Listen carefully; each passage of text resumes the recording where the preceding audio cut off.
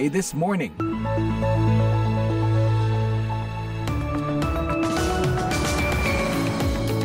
Halo pendengar VOA, bagaimana kabar Anda? Bulan Maret hampir berakhir nih. Selamat menyambut bulan April ya. Dan hari ini adalah Jumat Agung bagi umat Kristen. Dan lusa sudah hari Paskah. Semoga damai Paskah menyertai kita semua. Baiklah pendengar, kami buka acara VOA This Morning ini bersama saya, Puspita Sariwati, ditemani produser Bani Rahayu dan operator kami hari ini Zubair El Tayeb. Redaksi VOA telah menyusun berbagai laporan untuk Anda. Di antaranya, tim hukum Prabowo menilai narasi permohonan hanya asumsi dan propaganda. Yang terkesan untuk menggiring opini seakan-akan kekalahan dari para pemohon adalah karena adanya kecurangan. Pendengar, situasi di Haiti merupakan bencana besar akibat kekerasan geng bersenjata. Corruption, impunity and poor governance compounded by increasing levels of gang violence have eroded the rule of law. Jangan lupa Anda juga bisa mendengarkan VOA This Morning secara live streaming di www.voaindonesia.com atau kapan saja di platform podcast langganan Anda seperti Spotify, YouTube Podcast atau Apple Podcast. Kini saya sampaikan Warta Berita Dunia. Perdana Menteri Jepang Fumio Kishida hari Kamis menegaskan kembali tekadnya untuk mengadakan pertemuan puncak dengan pemimpin Korea Utara Kim Jong-un. Pertemuan bertujuan mewujudkan kembalinya warga Jepang yang diyakini diculik oleh agen-agen Korea Utara pada tahun 1970-an hingga 80-an. Saya tetap bertekad mewujudkan hal ini bagi Jepang, katanya kepada wartawan. Namun secara langsung menolak untuk menanggapi komentar Korea Utara yang belum lama ini menyatakan pertemuan semacam itu hanya mungkin terjadi jika Jepang berhenti mendesak masalah penculikan. Pada tahun 2002, Kim Jong-il, mendiang ayah Kim Jong-un, mengatakan kepada Perdana Menteri Jepang waktu itu, Junichiro Koizumi, bahwa agennya menculik 13 orang Jepang pada tahun 1970-an hingga 1980-an dan mengizinkan 5 dari mereka kembali ke Jepang. Jepang memperkirakan ratusan orang lainnya mungkin telah diculik selama periode itu dan beberapa dari mereka masih hidup. Kunjungan kedua Koizumi ke Korea Utara pada tahun 2004 merupakan pertemuan puncak terakhir antara kedua negara. Juru bicara Dewan Keamanan Nasional AS John Kirby mengatakan kepada wartawan tuduhan pejabat Rusia mengenai keterlibatan Barat dalam penembakan di Moskow pada 22 Maret adalah omong kosong. It's abundantly clear that ISIS was solely responsible for the horrific terrorist attack in Moscow last week. In fact, sangat jelas bahwa ISIS adalah satu-satunya pihak yang bertanggung jawab atas serangan teroris mengerikan di Moskow pekan lalu. Malah AS berusaha membantu mencegah serangan teroris itu dan Kremlin mengetahui itu sebelum serangan tanggal 22 Maret, ujarnya. Pemerintah AS mengatakan pihaknya telah memberitahu Rusia pada awal Maret tentang serangan yang akan terjadi di bawah aturan tugas untuk memperingatkan yang mewajibkan pejabat-pejabat intelijen AS untuk berbagi informasi dengan musuh sekalipun. Tidak jelas seberapa rinci dan spesifik informasi itu. Kedutaan Besar AS di Moskow juga mengeluarkan pemberitahuan publik pada tanggal 7 Maret yang menyarankan warga Amerika untuk menghindari tempat-tempat keramaian di ibu kota selama 48 jam ke depan, mengingat rencana dalam waktu dekat oleh para ekstremis yang menarget pertemuan-pertemuan besar termasuk konser. 3 hari sebelum serangan itu, Vladimir Putin mengecam pemberitahuan Kedutaan Besar AS sebagai upaya untuk menakut-nakuti warga Rusia dan mengancam Kremlin. VOA, the Voice of America. Pendengar, pendiri bursa kripto FTX, Sam Bankman-Fried divonis 25 tahun penjara pada hari Kamis setelah dinyatakan bersalah. Ini adalah salah satu kasus penipuan keuangan terbesar dalam sejarah AS. Jaksa menuntut Bankman-Fried dengan hukuman penjara 40 hingga 50 tahun setelah juri dalam persidangannya di New York menyatakan ia bersalah pada bulan November tahun lalu seusai digelar persidangan selama 5 minggu untuk mengusut kebangkrutan pemain kripto yang pernah melejit sukses itu. Selama persidangan, Bankman-Fried menyampaikan di ruang sidang bahwa ia menyesal atas apa yang terjadi. Putusan akhir itu dinyatakan oleh Hakim Distrik AS, Louis Kaplan, yang memanfaatkan sidang tersebut untuk secara seksama meninjau kejahatan-kejahatan keuangan yang dilakukan Bankman-Fried. Bankman-Fried turut mendirikan bursa kripto FTX pada tahun 2019 dan dalam waktu singkat ia mengembangkannya menjadi platform perdagangan mata uang digital terpopuler kedua di dunia.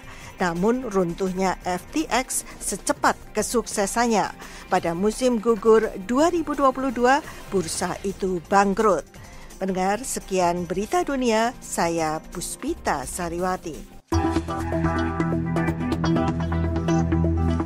Narasi pasangan Anies Baswedan dan Muhaimin Iskandar serta Ganjar Pranowo dan Mahfud MD soal pelanggaran terstruktur, sistematis dan masif nepotisme dalam pencalonan Gibran serta bantuan sosial dari Joko Widodo dinilai sebagai asumsi dan propaganda untuk mendelegitimasi terpilihnya Prabowo Gibran.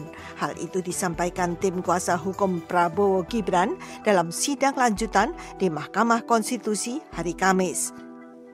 Yang terkesan untuk menggiring opini seakan-akan kekalahan dari para pemohon adalah karena adanya kecurangan. Mahkamah Konstitusi pada Kamis melanjutkan sidang sengketa hasil pemilu 2024. Agenda sidang hari ini adalah mendengar jawaban dari termohon yakni Komisi Pemilihan Umum atau KPU dan pihak terkait kubu pasangan Prabowo Subianto Gibran Rakabuming Raka yang diwakili oleh tim kuasa hukum terhadap gugatan yang disampaikan duet Anies Baswedan Muhaimin Iskandar dan pasangan Ganjar Pranowo Mahfud MD. Salah seorang anggota tim kuasa hukum pasangan Prabowo Gibran, Otto Hasibuan, mengatakan narasi yang dibangun Anies Muhaimin dan Ganjar Mahfud memberi gambaran seakan-akan terpilihnya Prabowo Gibran karena berbagai kecurangan dan bantuan sosial. Rakyat dituduh memilih karena adanya bansos, karena adanya kecurangan. Itu melukai hati rakyat mayoritas Indonesia yang memilih Prabowo Gibran. Menurutnya, pemilu 2024 adalah pesta demokrasi yang paling damai dan terbaik, bukan paling buruk seperti yang diklaim kubu Anies dan Ganjar. Juga bahwa gugatan ini sedianya dialamatkan ke Bawaslu, bukan ke MK. Sederhananya, kata pengacara senior ini, gugatan pihak Anies dan Ganjar sama-sama salah kamar.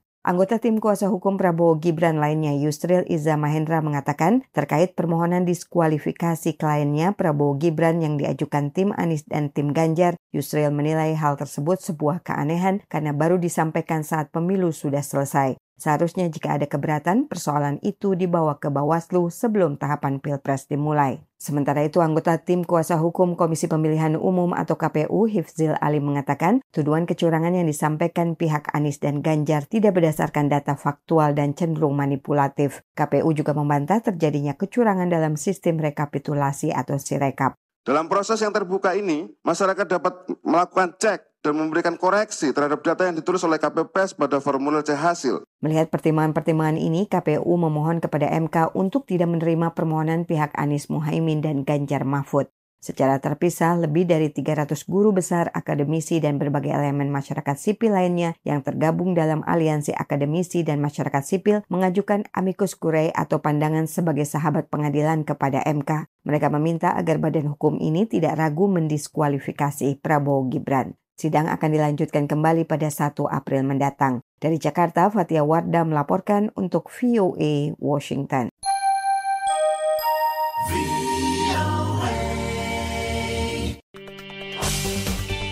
Pendengar, kita ke Haiti. Komisaris Tinggi HAM PBB menyebut supremasi hukum dan kondisi lembaga-lembaga negara di Haiti diambang kehancuran. Sedikitnya 6.000 orang tewas sejak 2023 akibat kekerasan geng bersenjata yang merongrong negara di Kepulauan Karibia itu. Laporan Kantor Hak Asasi Manusia Perserikatan Bangsa-Bangsa PBB pada hari Kamis menyerukan segera diambilnya tindakan untuk mengatasi situasi bencana besar di Haiti. Volker Turk, Komisaris Tinggi HAM PBB mengatakan, Corruption, impunity, and poor governance korupsi, kekebalan hukum, dan pemerintahan yang buruk, ditambah meningkatnya kekerasan geng, telah mengikis supremasi hukum dan membuat lembaga-lembaga negara hampir runtuh. Menurut laporan itu, jumlah korban tewas dan terluka akibat kekerasan geng melonjak drastis pada 2023 dengan 4.400-an korban tewas dan 1.600-an korban cedera. Jumlah korban meroket dalam 3 bulan pertama tahun 2024, di mana 1.500-an orang tewas dan 800-an lainnya terluka hingga 22 Maret. Kelompok-kelompok geng terus menggunakan kekerasan seksual untuk melakukan tindakan brutal, menghukum dan mengendalikan orang. Beberapa perempuan dipaksa berhubungan seksual yang eksploitatif dengan anggota geng. Demikian isi laporan itu. Semua praktik ini keterlaluan dan harus segera dihentikan, kata Komisaris Tinggi. Laporan itu juga menyoroti bahwa meskipun ada embargo senjata, pasokan senjata masih terus masuk. Turk meminta penerapan embargo senjata yang lebih efektif dan pengendalian jual beli senjata yang lebih ketat. Laporan itu menegaskan kembali perlunya misi multinasional untuk membantu menegakkan kembali supremasi hukum di negara itu. Sementara penembakan berhenti di Port-au-Prince Selasa lalu, pada malam sebelumnya para anggota geng menjarah dan membakar berbagai apotek, klinik dan rumah warga di dekat Rumah Sakit Universitas Negeri Haiti, menurut kesaksian 3 penduduk setempat. Salah satu rumah sakit terbesar di Haiti itu tidak bisa beroperasi karena aktivitas geng. Wilton Jean, pasien rumah sakit itu mengatakan, saya tidak tinggal atas kemauan saya sendiri. Tidak ada seorang pun yang datang untuk menyelamatkan saya. Seandainya saja saya bisa menemukan rumah sakit lain untuk merawat saya. Pada sisi lain, pertokoan tetap buka di ibu kota dan kegiatan masyarakat berlangsung seperti biasa, meskipun jam malam diperpanjang hingga hari Jumat. Helikopter tampak berlalu lalang seiring proses pemulangan warga oleh beberapa negara, termasuk Prancis, yang merepatriasi sebagian warganya hari Minggu. Christelle, salah seorang warga Prancis yang direpatriasi mengatakan, Nous sentions vraiment sous une menace croissante. Kami semakin merasa terancam dan kami sangat bersyukur pemerintah Prancis memutuskan untuk mengadakan operasi ini untuk memberi kami pilihan untuk bisa mengevakuasi diri karena bandara Port-au-Prince ditutup. Pekan lalu, Koordinator Kemanusiaan PBB untuk Haiti, Ulrike Richardson, mengatakan 5,5 juta dari 11,4 juta penduduk Haiti membutuhkan bantuan kemanusiaan, dengan 3 juta diantaranya adalah anak-anak. Rifan Dwi Astono, VOA, Washington. Pemerintah Jepang memerintahkan penarikan beberapa produk pil suplemen yang diyakini dapat menurunkan kolesterol. Tetapi sejauh ini telah membuat 100 orang lebih jatuh sakit. 4 diantaranya meninggal dunia. Berikut laporannya. Perdana Menteri Utama Kabinet Jepang Yoshimasa Hayashi pada hari Kamis mengatakan suplemen kesehatan produksi Kobayashi Pharmaceutical diyakini telah menyebabkan kematian 2 orang lainnya. Sehingga kini secara keseluruhan ada 4 kematian, sementara lebih dari 100 orang jatuh sakit setelah mengkonsumsi produk buatannya. Berbicara dalam sebuah konferensi pers di Tokyo, Yoshimasa Hayashi mengatakan beberapa produk Kobayashi Pharmaceutical yang disebut-sebut dapat membantu menurunkan kolesterol ternyata mengandung bahan yang disebut sebagai benikoji, yaitu sebuah spesies jamur berwarna merah. Beberapa kementerian terkait pada hari Kamis melangsungkan pertemuan di Kementerian Kesehatan, Tenaga Kerja, dan Kesejahteraan untuk membahas kasus ini. Juga tanggapan yang diperlukan dan informasi kepada negara-negara asing, termasuk Badan Kesehatan Dunia WHO, untuk memastikan kepercayaan mereka.